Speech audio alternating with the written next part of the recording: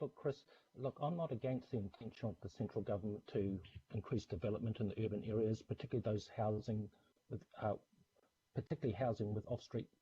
without off-street parking that's very close to rail stations and also major transport hubs. And those property owners will be driven by the market. They might not need a car. They might be able to get to work without one, and they will buy or rent accordingly. However, I do have issue supporting this recommendation. It seems like a decree forcing Auckland to have zero provisions for off-street parking across the entire super city. Councillor, can I just come in there? Can I just keep those for the? We're just in questions now. Would you like to keep those? Yeah, thanks, Chris. Look, I don't want to make a comment. That is my questions and comments. Thank you. Okay. Appreciate it. Okay, thanks, Chris. Thank you very much. And finally, Councillor Hills, please. Kia ora, thank you, Chair. And I did ask some of these questions in the workshop, but haven't got the information. But could you just make it very clear that this is not forcing anyone to not have car parks and anyone to not have cars? This is not forcing anyone to stop building car parks if they choose. Through the Chair, yes, that's correct, Councillor Hills. Cool. And I also asked for the figures on developments in areas that have no minimums now that are still building car parks. Is it true that over 85% of current apartment builds which are being built where they don't have to provide car parks are still providing car parks for almost every dwelling, even though they don't have to? I think the number's about 85% of builds currently underway.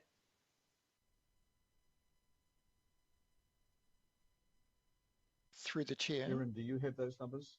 No, I don't, but and my apology for not picking up on that through the Planning Committee workshop, but we can work with our consenting team and urban design unit to identify those numbers for you. But you would say, from what you know, that almost, well, a very high majority of builds are currently providing car parks even though they don't have to. And because the last figures that I can find were earlier this year, which said it was 85%. Yeah, through the Chair, I couldn't authoritatively say that that's my understanding because I haven't looked at those figures. Okay, cool. And in the past, when and I'm talking about Co-House, which was a couple of years ago, and other developments where the owners have wanted to have no car parking, so the people buying into it were wanting to have none. There was a stage where we were forcing them to have car parks, even though the developer and the owners did not want them, which would have cost each dwelling over $75,000 more. Is that the kind of thing we're trying to avoid with this policy? Is that forcing people to spend almost $100,000 more per property, even if they don't want to? Through the Chair, that's correct as I understand it. Okay, so thank you. I guess this is all these questions. My questions in the workshop that I don't feel like have been answered are what the benefits are and why what we're trying to achieve with this, and what all parties in Parliament, government and opposition, are pushing by supporting this. Is that the fact? Is that what we're trying to do here, or what the government is trying to make us do? Is to not force people to do something they don't want to do? Through the Chair, that's what I understand the intention of this policy and the National Policy Statement to be. Thank you. And the last question, and maybe is for Auckland Transport. I definitely support C2, design of private pedestrian bicycle access where no vehicle access is proposed. But does that put us in any issue that we're requiring private developers to provide good access and good pedestrian and cycle access, but we aren't actually doing that by virtue across our town centres, neighbourhoods, streets ourselves? Would this force us to ensure we are doing that for pedestrians and cyclists too, not just requiring private developers? Through the Chair, if I could perhaps answer that in the first instance. The council is required to comply with its own unitary plan, and so where the council is developing facilities and sites, it would be expected to deliver on the accessibility requirements in the plan. So yeah. Thank you. Would that also relate to footpaths and cycle lanes on street and neighbourhoods? That's an asset that is managed by Auckland Transport, and I might invite them in to discuss that matter. Hamish or Claire? Yeah, I'd be happy to, but I'm not clear on what the question is. I'm sorry, Councillor Hills. Please could you repeat it as it would apply to the road corridor? Yeah, apologies. I guess and potentially it's a leading question. I guess my kind of concern, or maybe a positive outcome that could come from this, is if we are requiring developers to provide good private pedestrian and bicycle and micromobility access to their access ways, would that also force us to ensure we have those for public areas such as roads and streets that don't have footpaths, don't have cycleways, have things that are blocking, don't have ramps for people in older person scooters and things to be able to access parks and streets and town centres, which currently is the case in many areas? Yeah, so I think that I like the intent of that, but I think that we would need to be careful with the precedent, because the unitary plan, obviously, and the way that we manage our road corridors are governed by different legislation as well as different mechanisms. So, I mean, by that, we would start to be looking at other things such as car parking, and I think we could get into unequivocal comparisons there. So I don't disagree with you. I mean, there's an intent to provide well for alternative and active modes of transport. I'm not sure that would directly link the two unitary plan requirements. It was worth a shot. Okay, thank you so much. Thank you. Let's leave it there. Members, that's the conclusion of the questions. Thank you for your inquiry. It's on the back of our workshop and yesterday's memo that went out responding to oral questions from that workshop and written questions, and we've had almost 2 hours of questions today as well. So we are concluding the questions now. We're going to take a 5-minute break, and we will be back at 25 past midday to conclude this item. So stay with this link and come back in 5 minutes, please.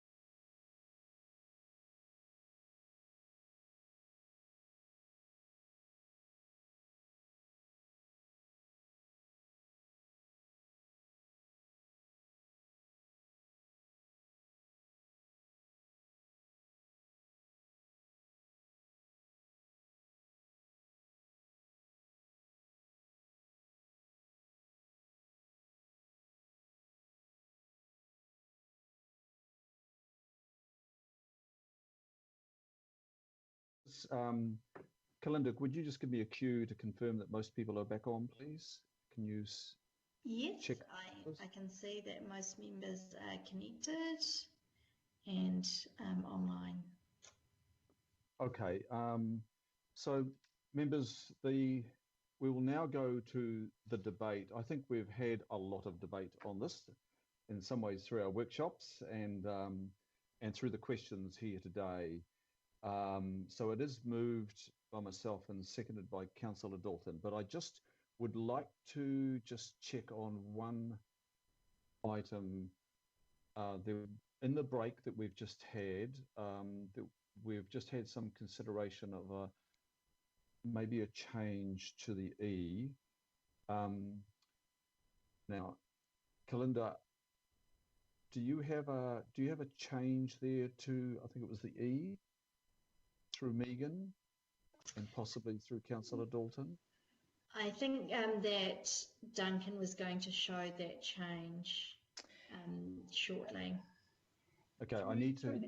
Through the chair, Chris, maybe, yes, sorry, Councillor Dalton, I've just tried to call you, but I have emailed you some amended words, but Duncan's getting that shortly. So it's in your hands, Chair, if you want to pop now, or whether I just wait to hear from... I got it. I emailed you. Okay, this is, if we could just bear with our electronic meeting process here, members, because I would like to just give the opportunity for Councillor Dalton to look at something and confirm it or otherwise, and have that change made so it's clear to us all. Councillor Dalton, you've seen a suggestion from Yeah, look, the Chief of Strategy. yes, I have. Yes, I have something from Megan. I've responded. I'm comfortable with the additions. Thank you. Let's put that up if we can, please, Kalinda. Through the chair, I'm happy to talk that through if that would be helpful. Yes, please. Megan, please go ahead, and we'll see the words very shortly. Yes, the words should be up on your screen now. What I was trying to capture from the comments, particularly Councillor Fletcher, was this is a much bigger policy issue that, as you say, can't be just dealt with now in this piece of work, but it's a thread. It's more than a thread. It's a direction really that you've set through all council's policy work. And so what I've tried to recognise is we can keep the specific comments or the consequences to this particular piece of work, but I've just added, but recognising that this equity of service and choice across communities is something that we're actively trying to achieve through all our policy work, including parking, transport, land use, climate, water and housing. So it's not exclusive, but it's trying to include these big areas that we're looking at equity around. So I'm wondering, I'm hoping that has perhaps framed that conversation a bit into a resolution. Thanks, Mr. Chair. Thank you, Megan. Okay, we've got that up. So what we're moving and seconding is the motions that are on the screen now, noting the change at the E. So just briefly, because I think we have had a lot of discussion on this, just a reminder, members, that we're actually required, this is an edict, a national policy statement doesn't provide too many options, and in this case there is no option. The territorial authorities are required to remove their requirements, if they currently have them, for car parking minimums. Now, we did a lot of that through the Auckland Unitary Plan process in 15-16, and there's some areas where they remain. So they shall be removed. But there is no suggestion that council is prohibiting the provision by developers or anybody that might be developing property from providing car parking, none whatsoever.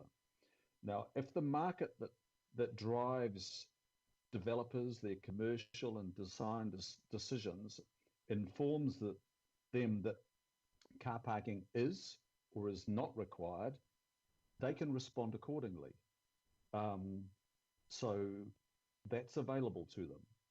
If they decide to utilize the land for more valuable purposes than car parks or driveways associated with car parking, they can.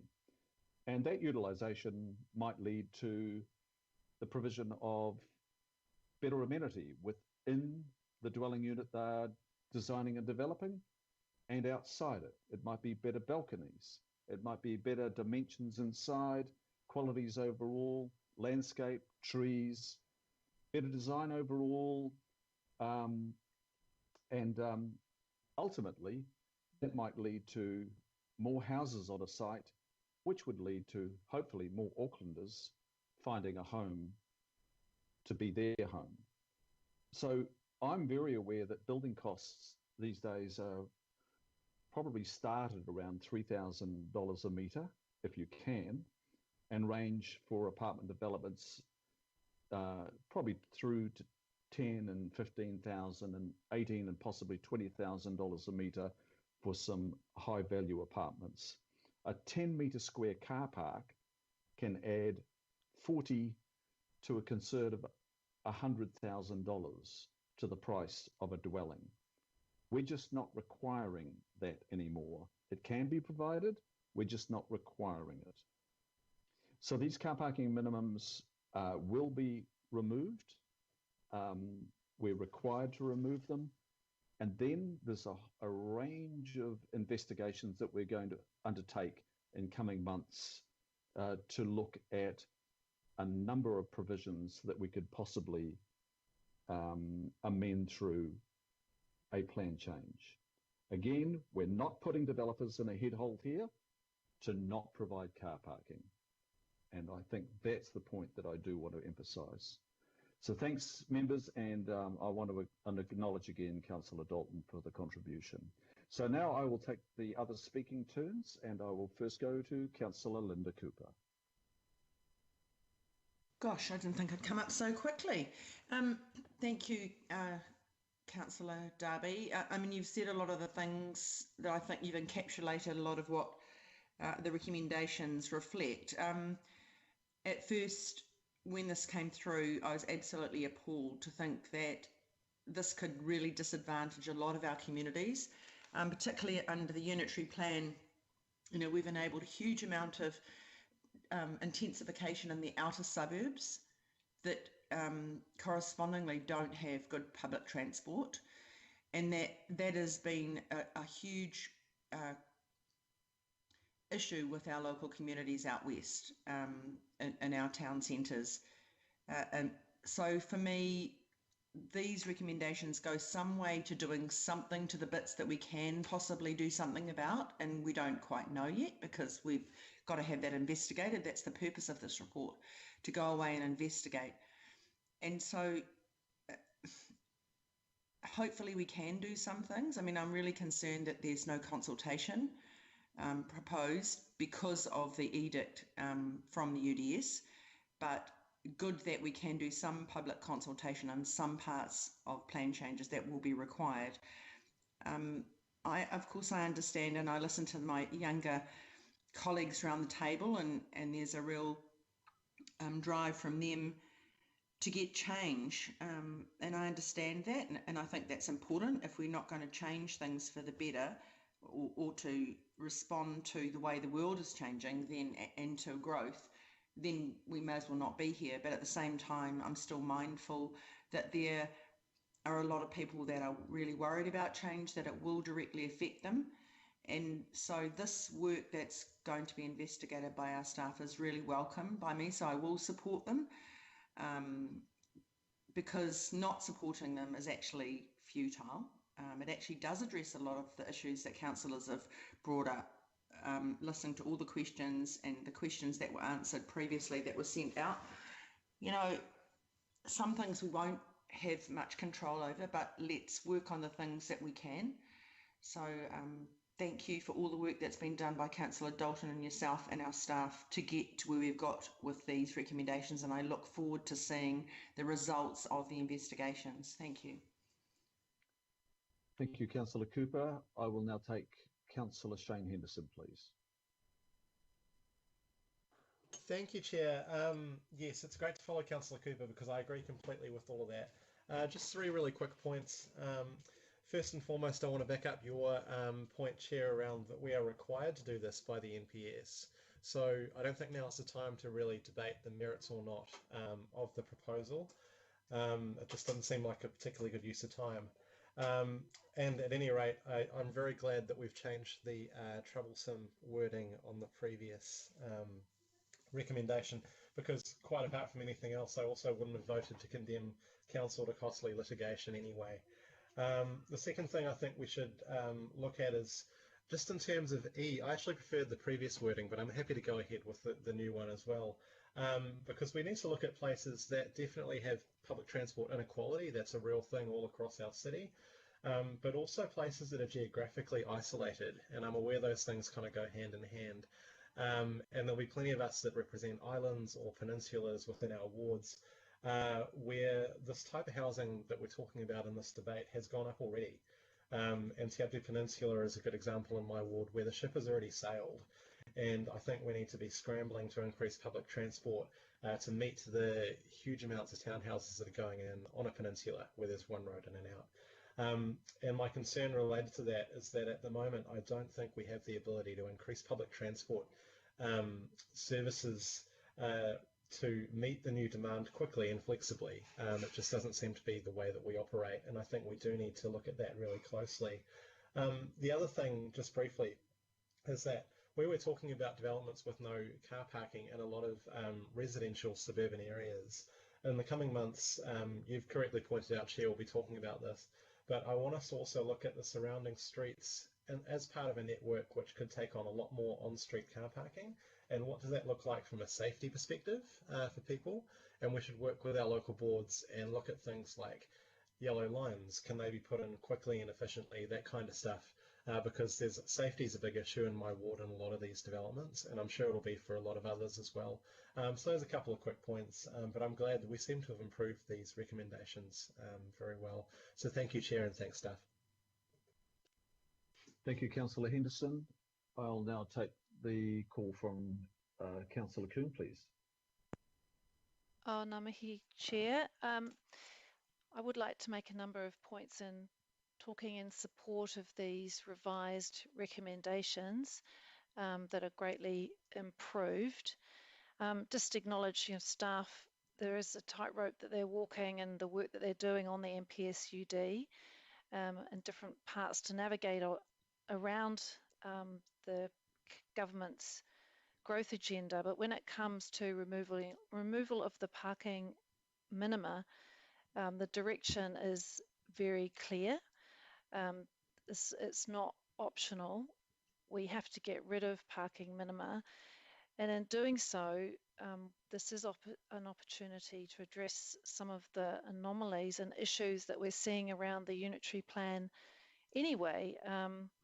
And so I do welcome further investigation, particularly addressing these issues around poor design,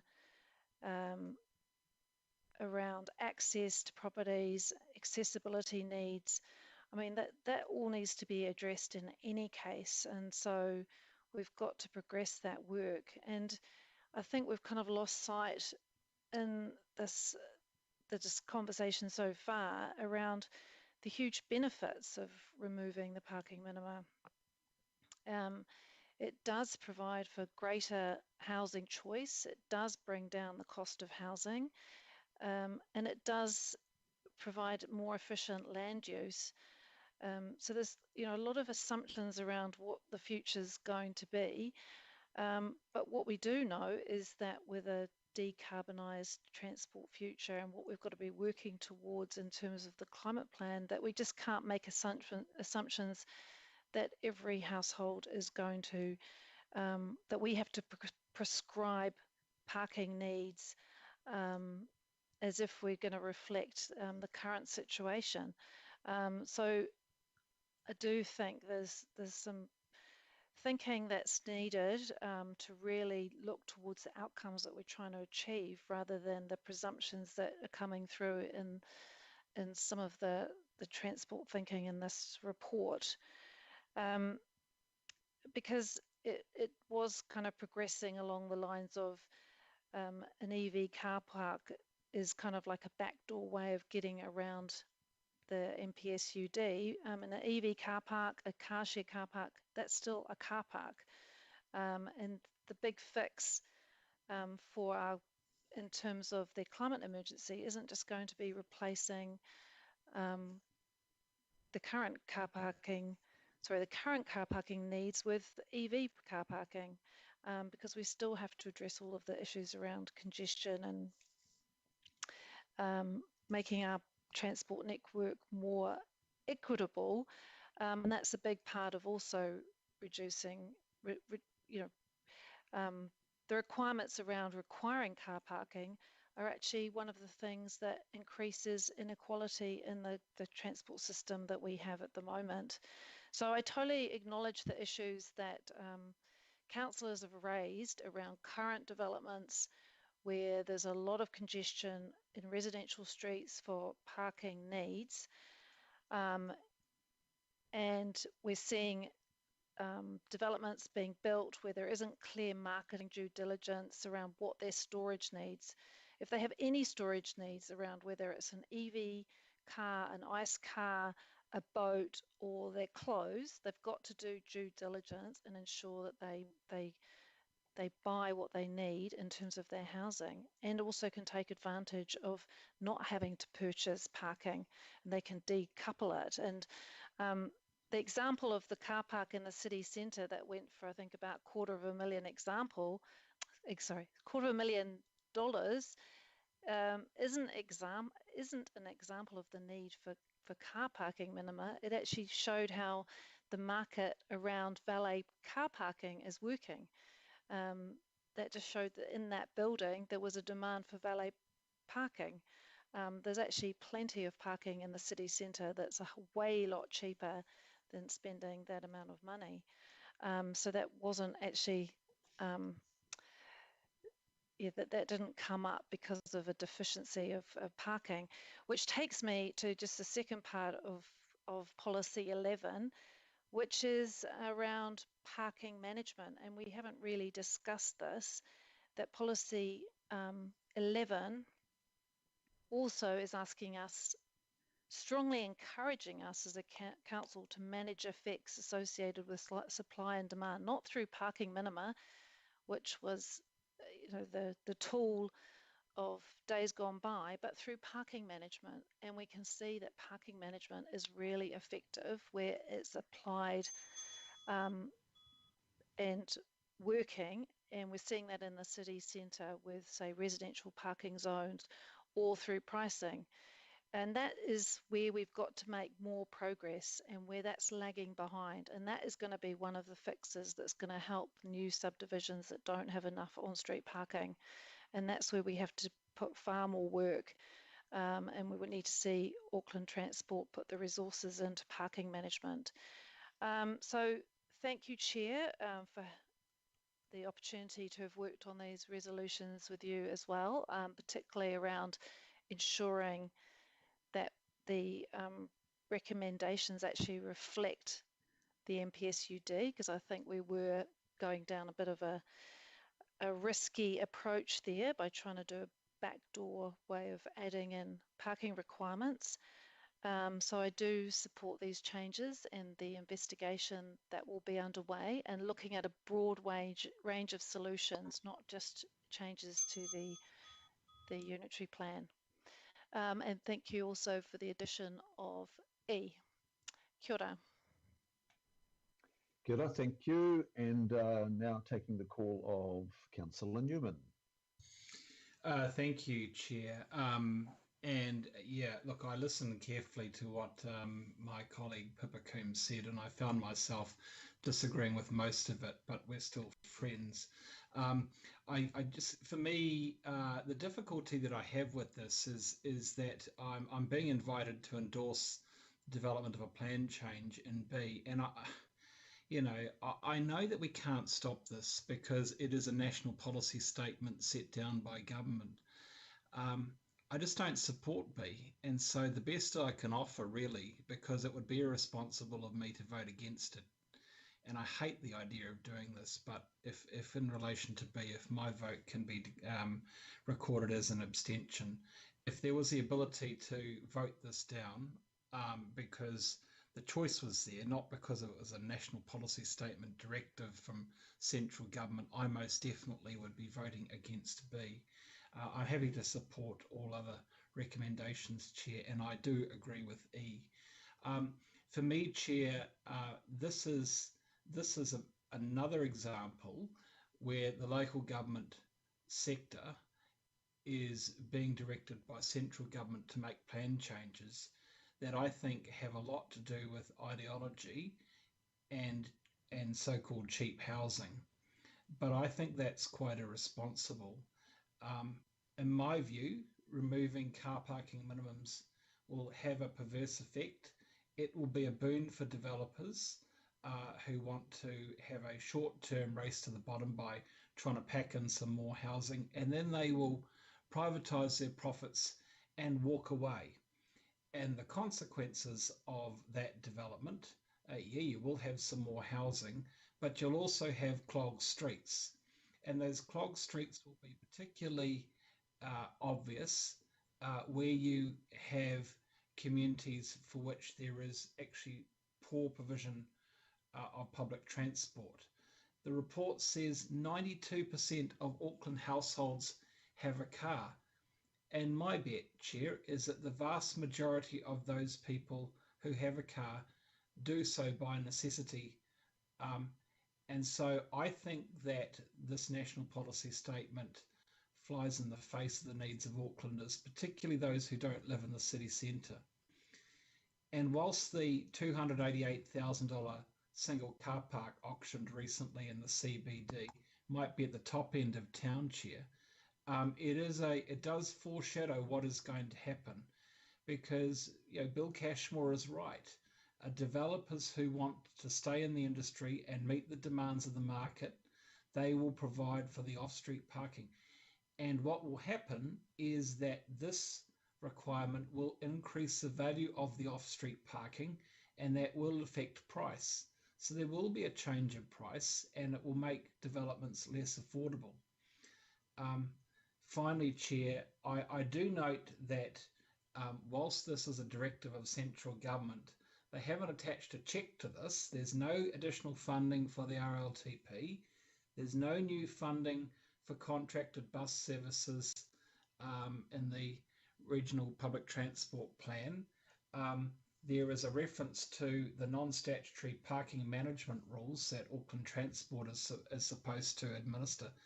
It's akin to the government simply responding to the problem that the government is directing us to exacerbate by handing us a pamphlet and handing us a directive to do certain things to deliver policy outcomes and planning outcomes that exacerbate problems in communities for which vehicle ownership and private vehicle use is a necessity is not responsible, but it's once again a product of government directing us what to do, but not paying the consequences for it. So, Chair, I appreciate the conundrum that we all face here, and for those of us who don't support this, but who find ourselves directed to endorse the plan change, I apologise to those colleagues who don't support B in principle, but are going to have to vote for it. But if my vote and abstention could be recorded, I'd appreciate it. Thank you. Thank you, Councillor Newman, and it will be, and Kalinda will have taken notice. Thank you for your comments there. And I will now call for comments of the seconder for these motions, Councillor Dalton. Thank you, Chair. And thank you for accepting my proposed amendment into your substantive recommendations, and also thanks to Erin and Andrew for their time yesterday and John Dogood this morning.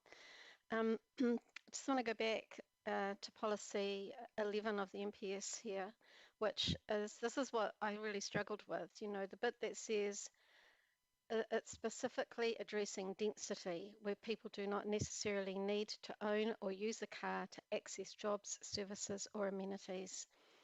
And as I said earlier, that doesn't reflect many of the outer suburbs. suburban Auckland, the suburbs without accessibility to public transport. Yet, as it's a national policy statement and we're a unitary council, this will apply to all of Auckland, and it just doesn't seem right or fair or equitable. The transition time is also tight, you know, implementation February 2022, next February, end of February. It's reasonably quick. And the value of the land is entirely in the hands of the developer. I'm not convinced that we're going to see cheaper housing through this policy. The recommendation, you know, I just spoke about it before. I did ask for it to be consider because of the recommendations that are there and the paper itself. There was nothing in there about the equity for Auckland. It wasn't addressed, and although the amendment's been changed now to say this is an outcome of all of our policies and the work we do, it wasn't in anything in the paper or in the recommendations. I felt it needed a place. We need to keep it top of mind, and if it's a noting, then it's a noting. It's got to be there. We've got to be conscious of considering to how we're going to consider to address the inequity. And so if we're going to achieve the desired outcomes of the housing density policies, and we've got a few coming at us, you know, we had an Auckland plan. The very first Auckland plan was we must build and intensify around the rail corridor or the frequent traveller network. And we got distracted by special housing areas, and then we've got the unitary plan, which allowed us to build a house on the piece of land the size of a postage stamp and out in the suburbs, nowhere near frequent traveller network. So, you know, we got a bit stuck, and now we've got thousands and thousands of people living away from any access to public transport. And for the people that are going to be coming into these communities that continue to intensify, the potential of having no car parks. So if we're going to try and achieve the outcomes of the frequent traveller network, the Auckland plan, and if we're not to perpetuate the current inequity of public transport, if we're going to reach our emission reduction targets, and if we're going to leave no one behind, then we must consider the consequences of this MPS that is now coming into our unitary plan and our other policies, because the people that are driving are the same people that Councillor Bartley was referring to as well. It's not just the ones that can't get into the transport, it's the people that have lots of kids, that have lots of family commitments, that have disability. There's hundreds of thousands of people that cannot use public transport for a lot of reasons, and so they need a car. And whether that car remains a petrol car, a diesel car, or moves to an EV, they still need a car. And what we are experiencing in the suburbs is a lot of cars on the roads already. And so I worry about the comments that Hamish made about traffic management. You know, this is how we're going to do it, through traffic management, and what that's going to mean. Are we going to perpetuate the poverty and the restrictions of people that have to have a car? So my recommendation is simply to keep a presence of in our minds and our work for the people who travel from the south and the west and the east to Highbrook, to Middlemore, to the Wiri industrial area, and who are nowhere close to being able to get to public transport. They are driving by necessity, not by choice. I really also struggled with the analogy that Councillor Coombe just made with regard to wardrobe and choice. And I've heard Councillor Coombe say it before, and I understand it, but it doesn't relate to anything in my world or the people that I represent. That you choose what you're going to purchase. If you need a wardrobe, then you purchase a house with a wardrobe. If there's no car parks, then you can't purchase a house with a car park, so don't have a car. It doesn't work that way in reality. So the recommendation is really for the people that I just spoke about before, for the caregivers of children with a disability, the workers, and all the people that are going to continue to be pushed out into the suburbs to purchase their homes or to rent, that will need a car, that can't access public transport. This policy does not work for them, and it perpetuates an existing situation that we found ourselves in by not sticking entirely to bringing the people to the public transport network, because we can never afford actually to take the public transport network back out to the people. We can try and fill that gap, but it's very, very expensive. So this is more than investment into public transport. It's also investment, it's our policies around urban design and how we build our communities, which is what the original Auckland plan was about: live, work, play in the same place. So thank you, Chair, for accepting E, and I will be voting for all of the recommendations, even though it, goes against the grain. It is what it is, and I'll be supporting them. Thank you. Thank you, Councillor Dalton. I will now take the speaking turn of Councillor Walker, please. So I'll be voting against this, and the reason for that is it's completely half-baked. I'll make a few points around that. First of all, it's relying on the marketplace. If we accept that the marketplace, particularly in the environment we have going forward, is incredibly price sensitive, there'll be an incentive for developers to not include parking, even against a background where there is demand. That will be most acutely felt in parts of Auckland where there are issues with house purchases and for lower socio-economic parts of our community. So effectively, this is a massively inequitable policy. The other concern that I've got is that as it stands, I don't believe that it's going to deliver on the council's carbon plans. It makes inadequate provision for car sharing as compared to other cities. I asked the question around microcars. As far as I know, both the Unitary Plan and the National Policy Statement on Urban Development do not define a car. Correct me if I'm wrong, but that is the case. And effectively, we will end up with communities probably driven by parts of council like Kāinga Ora, where there is inadequate parking provided. Other developers will be forced to follow suit.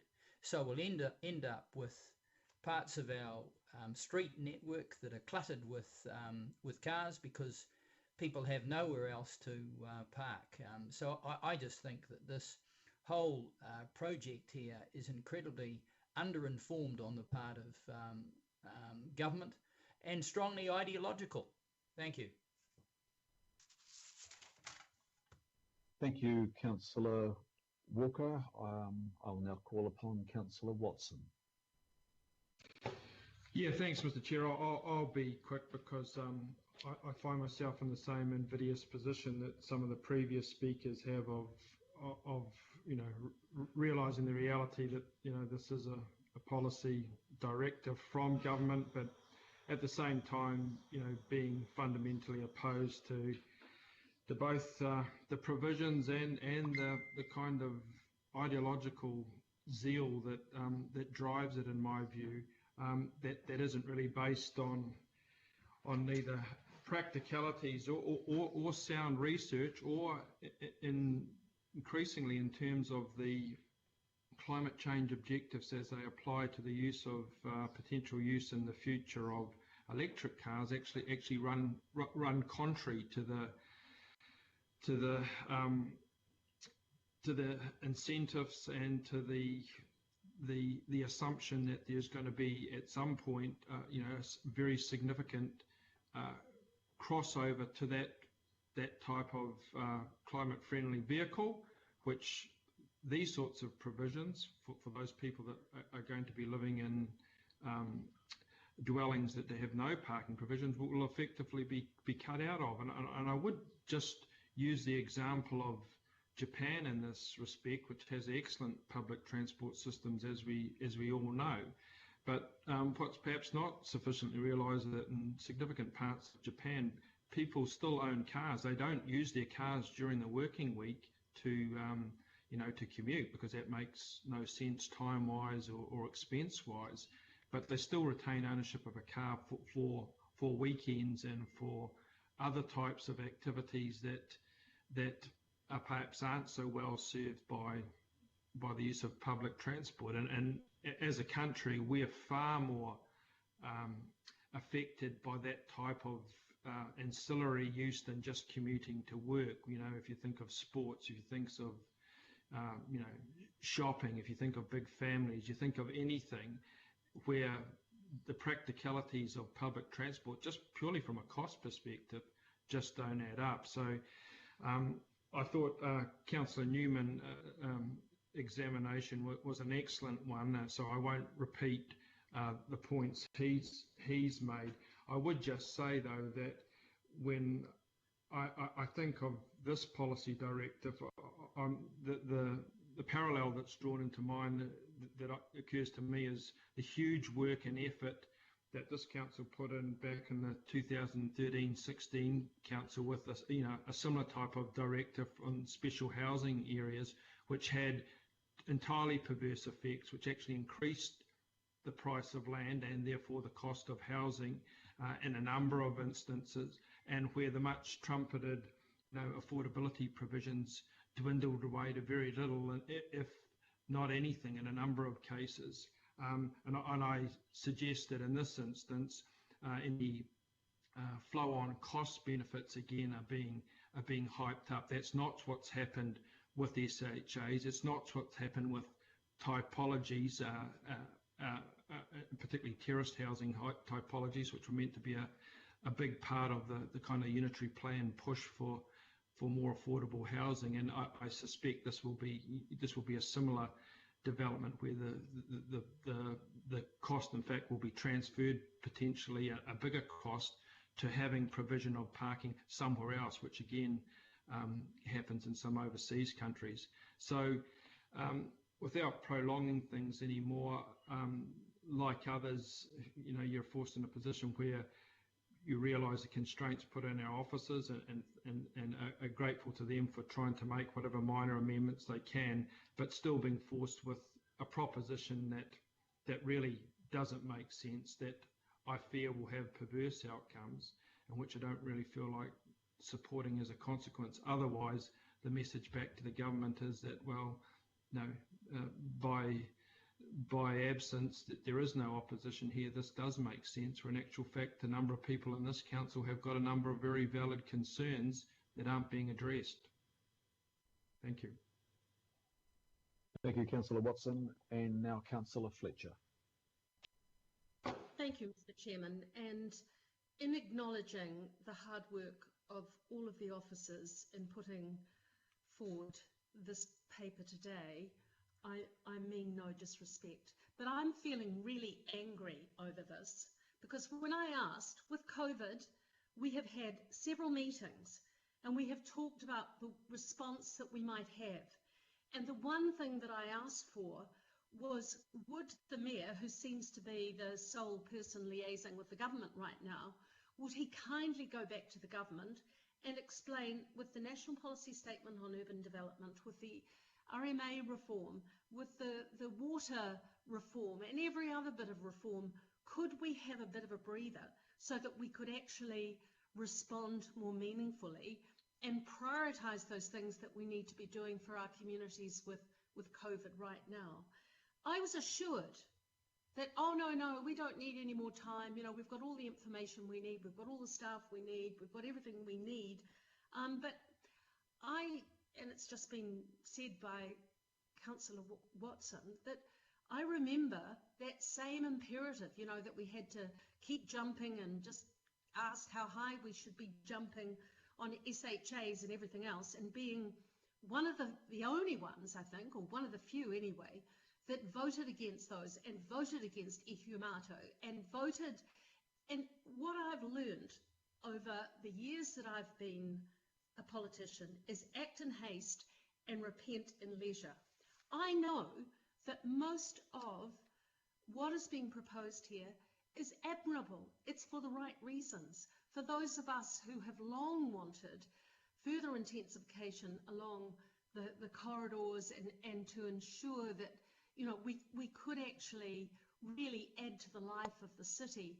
I feel a bit betrayed because I'm now put into the position of arguing for things that actually should be being handled in a slightly more strategic sense.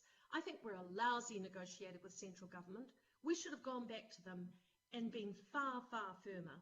And because of that, I will vote against this today, but I don't want to. I actually want to support, and particularly the good work that has been undertaken by Councillor Dalton.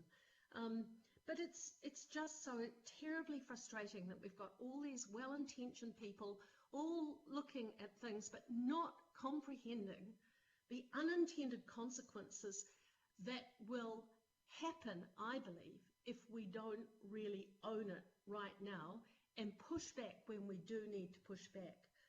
I think I've talked about the concerns that I've got over equity and disparity out in the south, but what I haven't talked about at length, and I don't really like to think about it anymore, but prior to my husband's death, I spent 4 years nursing him from the diagnosis that he had. And over those 4 years, progressively, I had to have more and more help in the home. And I promised those people, particularly towards the end when it got really hard, the person, usually a woman, who had to come in and help me with showering in the morning, to the person who came in and took the blood test, to the person who helped me with the continence issues and all of these other practical things that you actually have to do. And all of them reminded me that they could not do those jobs unless they had a car. And the disability issues cannot be underestimated. And the assumptions that we make have always got to look at best case and worst case scenarios. So I don't want to labour that, but as a grandmother with 6 grandchildren, as somebody who has nursed somebody in a wheelchair over a long period of time, I just don't think we've really got a good handle on a lot of this stuff. And as a consequence, I can't support today, even though I can see in terms of aspiration what people are trying to do. And it's admirable, but it's going to be nothing but good intentions unless we can look at the practical delivery on things. And I think we've got too little information on this now, and I think we should be pushing back to central government and buying ourselves some time. So I'm voting against it today. Thank you, Councillor Fletcher. I think the final comment is now from Councillor Hills. Councillor Hills, and then I think we will go to the vote. Kia ora, Chair, and it was just brief, and we aren't supposed to be debating in the chat, and I see some people are. I just wanted to say that this is, yes, it is a directive from government. Yes, they were trying to make housing more affordable in 1,000 different ways. This is supported by all parties in Parliament, so we don't have a choice. That doesn't mean we can't push back, but we will end up in a lengthy legal battle, and we've already been in a legal battle through the unitary plan over car parking minimums as it is. The last stats I could find was even in the areas where we have no parking minimums, 85% of developments are having parking built within them, even though they don't have to. This actually removes us forcing people to put a certain number of car parks in. I've spoken to business owners who have said they would have built, you know, a larger restaurant or a bigger retail, but they were forced to add more car parking spaces in town centres where they didn't think it was appropriate or the cost wasn't needed. The co-house development a couple of years ago almost didn't get through, and it was a collective of many people putting their money together to build a development together, and they didn't want to have car parks. They were choosing not to have car parks, but our planning rules was forcing them to spend over 75,000 more per dwelling to have car parks that were going to be unused. When we talk about Japan, they have dropping car ownership, and actually in their cities, in the places where they used to have car parking minimums, 40 to 50% of their car parking garages lay empty, and in the 2 decades ago, some of the parking provisions, 3 to 4 stories of underground parking, actually were the biggest contributors to price increases to building those apartments. This doesn't force anyone not to have a car. This does not force anyone to not build car parking, and we're seeing the market and developers are still pushing to have car parking because that's what people want and that's what people need. What this does do is provide choice for those who may not want to add the cost of parking to a building. There are plenty of buildings being built now in my ward and through the city that are having choice. So you can buy an apartment for $50,000 in Northcote right now. If you add a car park, that's $80,000 more that you choose to add on to your thing if you'd like to have a car. This is not forcing anyone to do anything, but we are being forced into this, and I'm glad that we've had this conversation today. It's definitely not easy, but I don't think there are many answers to the housing crisis right now. But whether or not you like this policy, we are being pushed into it by all parties in Parliament, and we have to react and we have to try and make the best of it. Thank you. Thank you, Councillor Hills. We're going to conclude it there. Just one thing, I'm really not going to take a right of reply, but other than to say, members, we were first alerted to the MPS UD and the requirement to remove car parking minimums almost a year ago. Oh, actually, it's over a year ago. I think it came out in August. So there's been no haste in arriving at this. A lot of work has been done by our staff and us politically. In fact, I was probably more ambitious. I thought we should be seeing this report in April and said so at the time. It was going to come at our last meeting, but some councillors wanted a bit more work to be undertaken. There were questions to be asked and answered, and we did that work. So by no means have we rushed to this. We're about a year since we found out about this directive. And I'd also like to suggest that there's no question of this being an ideological response. One could argue that there's an ideology about providing car parks and mandating that. I don't think there's a system of ideals in either camp. We're responding intelligently to the national policy direction of government. So we will now go to the vote, and I have had a call for a division, but I do not know on which part. I'd like to just point out that the A is a note of the direction that the government has given us. Can we take that one on the voices, please? It is a noting. The divisions on the entire lot, Chris, is A to F. It's pretty clear. Sorry, I've got a lot of feedback. Councillor Sayers, I'm going to just silence my microphone as you say that again, please, so we don't get feedback. Sorry, Chris, is that clearer? Yes, A to F. yes. A to F division, please. The whole lot, the resolution. Okay, we'll take the A to F. There's a call for a division by Councillor Sayers on A to F, and I will now pass to the Governance Advisor, Kalinda, to take the vote. Thank you, Chair. So this is a division on the whole motion.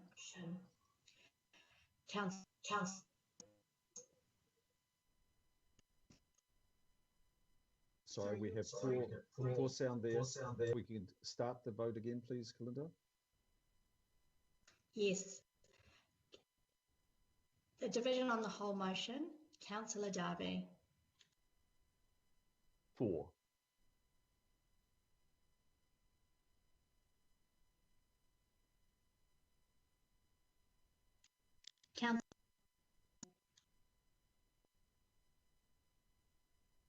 So we've got poor quality sound again. Can somebody else take the division, please? I can't hear properly. Kalinda, I'll take it if that's all right. Okay, passing the division to Duncan Glasgow, please. She was having some technical difficulties, so I'll just take this for her. Councillor Bartley? What? Councillor Casey? Yes. Deputy Mayor Cashmore? 4. Councillor Collins? 4. Councillor Coombe? Aye. Councillor Cooper? 4. Councillor Dalton? 4. Councillor Philippina? 5. Councillor Fletcher? Against. Mayor Goff? For. Member Henare. Abstain. Councillor Henderson. For. Councillor Hills. For, thank you. Councillor Mulholland. For. Councillor Newman.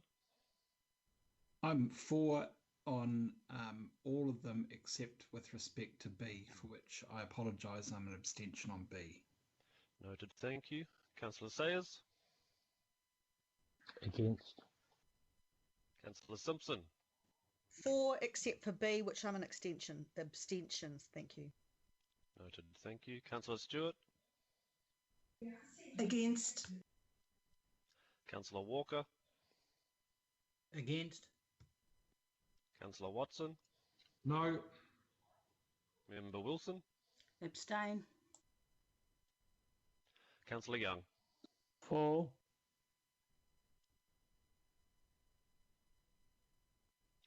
That is carry 16 votes to 5.